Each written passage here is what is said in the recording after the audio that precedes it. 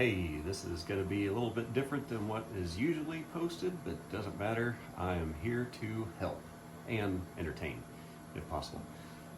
This is more of a public service announcement.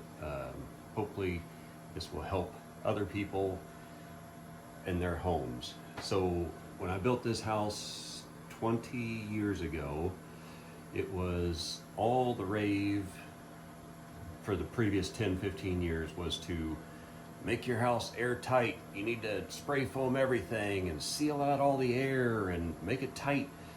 And so, I mean, you can see the spray foam up there. I did, but not everything. I still blew insulation in the attic. I have can lights, and there is some air movement through there.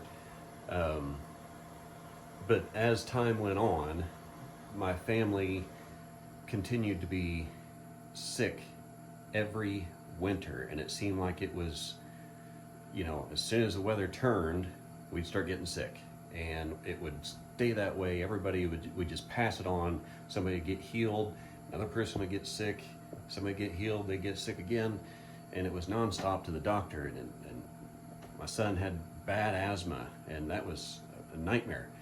So as things progressed, we got everybody kind of somewhat healthier through medication, doctor visits, yada, yada, yada.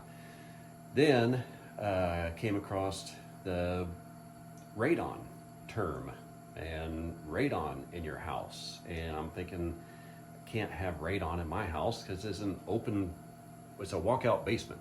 I mean, I got 3 concrete walls around the basement, and then the last wall is not there, is open. So radon cannot be getting into my house because it's going to go out underneath the slab to that side than it is coming into the house. But little did I know, I got a test kit from Lowe's. You can buy them off the shelf. It's a very quick and easy.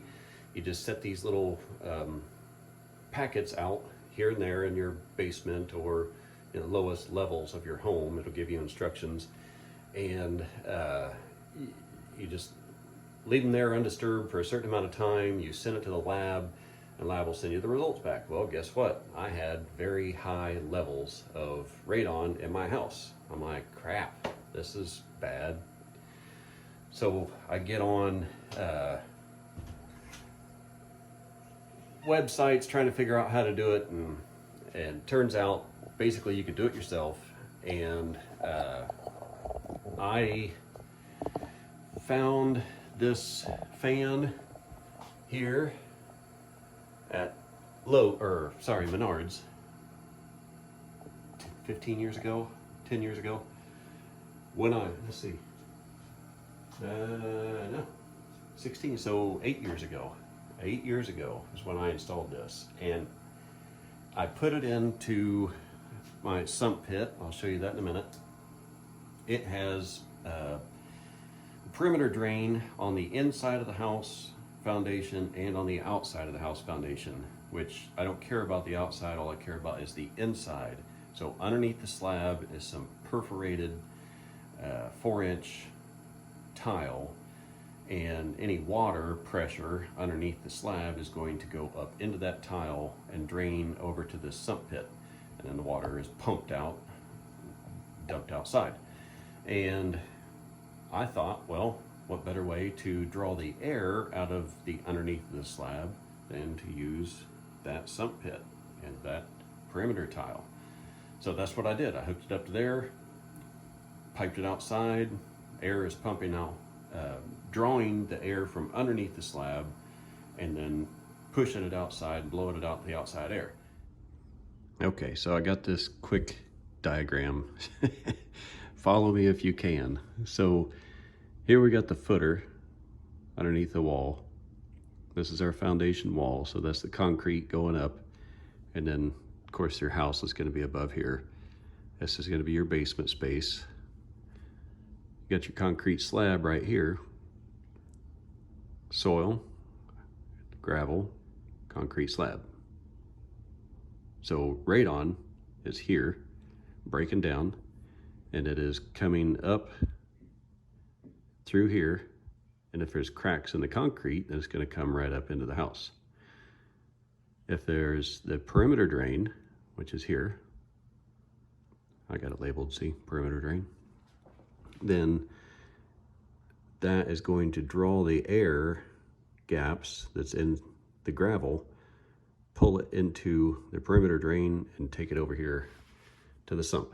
So here's your exterior footers and walls, and then the inside perimeter drain here that all comes back to the sump. So then my radon fan is connected to the sump, sucking it out of there and blowing it outside. Out to the open air. So I don't know if that makes any more sense of how that perimeter tile, it's underneath the slab. If there's any water or any gases, it's going to be drawn up into that tile and then taken to the sump and either pumped out, water is pumped out, or the gas is pumped out. After I installed that, I waited, I don't know, a few days or a week or something, and then ran the same test as I did before, and the levels came back from the lab that it was actually less than the outside air. So 4 is like threshold. You need to get something taken care of, and they got their terms for it, parts per million or whatever it is. And 2 is like tolerable. You can kind of deal with it, but whatever. But mine turned out to be down to like almost 0, like 0.4, 0.5 or something like that. So better than outside air is what they said on their charts. So anyway, a quick history on radon. Radon, what that is uranium that is breaking down in the soil, and it lets off this gas, and it's a radioactive gas called radon. And when it comes up underneath the slab, it'll find all the nooks and crannies. Concrete always breaks, cracks, where the concrete will meet the foundation wall. There's always a little gap right there. And it's not that the ground has pressure and is pushing that air up into your house. It's your house is actually a vacuum. So in your house, you have a furnace, and this is the exhaust pipe. So when the furnace kicks on, it is sucking air from inside the house, blowing it out of the house. And then same thing. Same thing with the water heater. This is a tankless water heater, doesn't matter.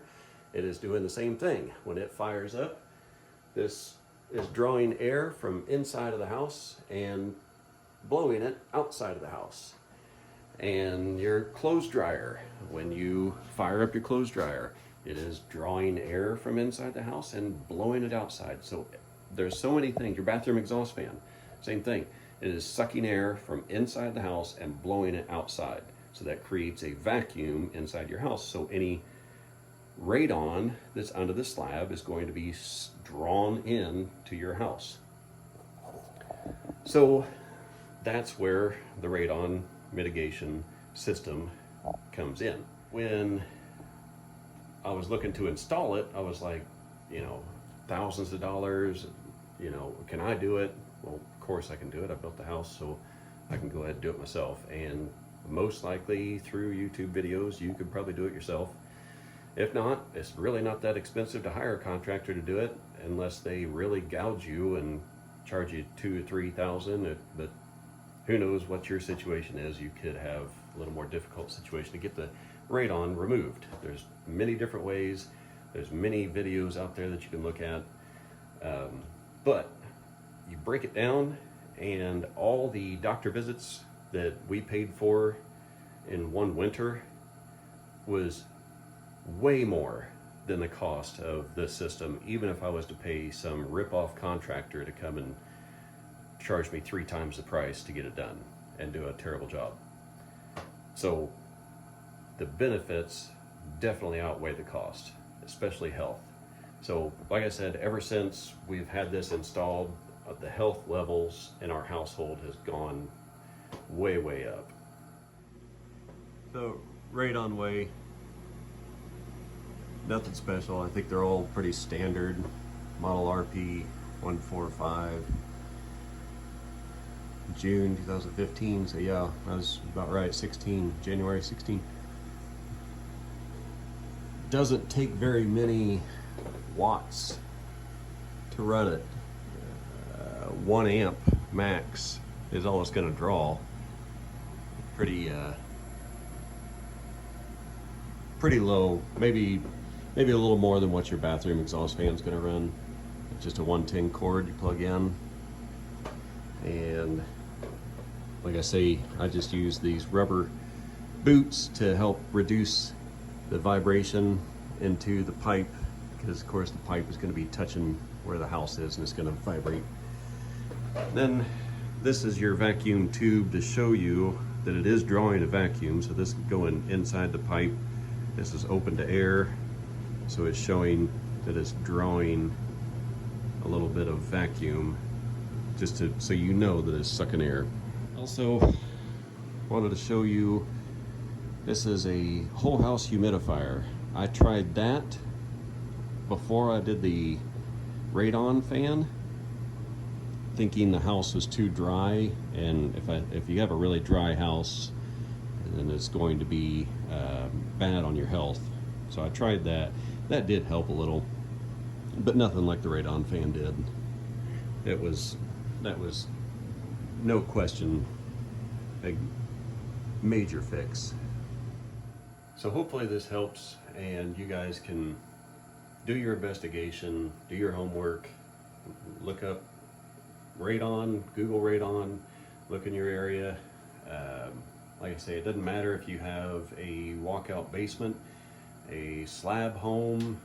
That's a, you know, slab home is basically where you don't have a crawl space or basement or anything underneath. It's just a concrete slab poured right onto the dirt. And even if you're in an apartment above somebody else, there is still that concrete, whatever it is, crawl space, and there's dirt. If there's dirt underneath your house, there's a possibility that the radon is going to be coming up through and into your house. It's not a super dangerous thing. They say it can cause lung cancer, and they can make all these claims, and we just don't know. But I do know firsthand that it helped the health of my family tremendously. So take that with a grain of salt. If you've had anything like this, I would love to hear about it, because it seems like the more people I tell, they just don't know anything about it. I'd like to know. And if this helped you, please let me know. Like I say, this is different than what I usually do, but it doesn't matter. I'm trying to, I just got so many different things I want to share with everybody. This is going to be one of them. I'm also a home inspector, and I see all kinds of things that way.